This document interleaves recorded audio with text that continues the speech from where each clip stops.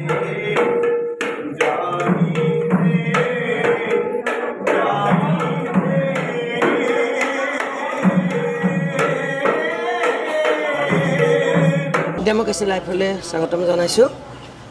আমি গতানুক্ৰমে আজি 5 বছৰ ধৰি বৃহত্তৰ ৰাস অনুষ্ঠান কৰি আহিছোঁ, কিন্তু এইবাৰ ব্যতিক্ৰম। এইবাৰ আমি মহিলাসকলে মিলিজুলি সংস্থা নামৰ এটি সংস্থাই আমি এদিনীয়া কাৰ্যসূচীৰে আমি ইয়াৰে শিল্পীসকলক লৈ আমি ৰাসভাগ আৰম্ভ কৰিছোঁ। মানে অকণমান অসুবিধা হয়, গতিকে আমি বহুত বেছি বাহুল্যকে নহয়, যিমানখিনি পাৰোঁ সাধ্য অনুযায়ী এইবাৰ সেইদৰে সেই উদ্দেশ্যে আজি আমাৰ ইয়াত ৰিহাৰ্চেল হৈ আছে।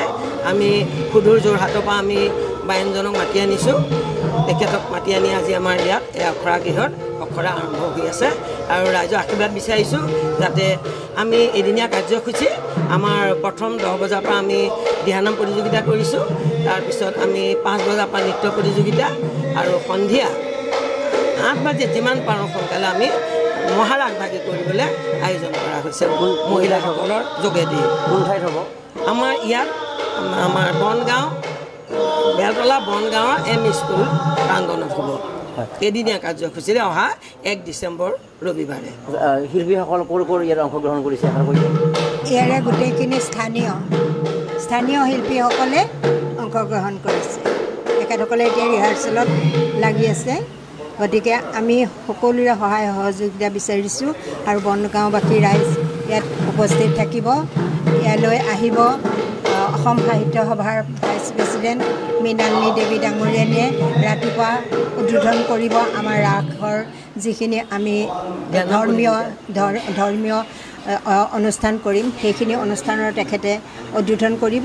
আৰু আবেলি আমাৰ সভাপতি ভৱেশ কলিতা ডাঙৰীয়া আহিব, ভাৰতীয় জনতা পাৰ্টীৰ সভাপতি ভৱেশ কলিতা ডাঙৰীয়া আহিব আৰু আবেলি প্ৰাইজ বিতৰণ হ'ব আৰু মহাৰাসভাগী আৰম্ভ হ'ব।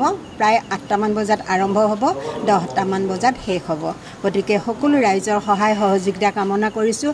এইবাৰ মহিলাখিনিয়ে ধুনীয়াকৈ ৰাসভাগী আয়োজন কৰিবলৈ লৈছে। যদিও আমি 5 বছৰ কৰা হৈছে, এইবাৰ সম্পূৰ্ণ মহিলাই এই ৰাসভাগীৰ আগস্থান লৈ কৰিবলৈ লৈছে। সেয়ে ভগৱানৰ আশীৰ্বাদ বিচাৰি আমি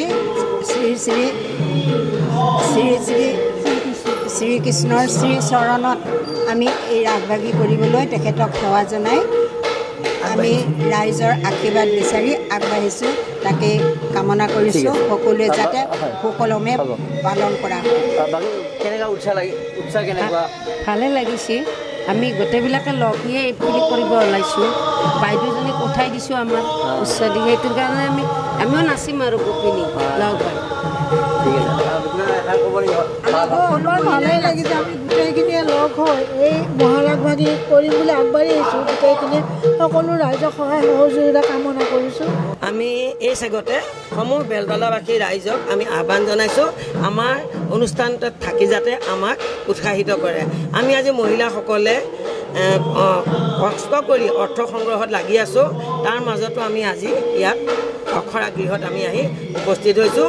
আপোনালোকে যাতে এই জেগাত এটা আধ্যাত্মিকতাৰ গঢ় লৈ উঠে, সেই উদ্দেশ্যে আচলতে আমি ৰাসভাগ আৰম্ভ কৰিছিলোঁ।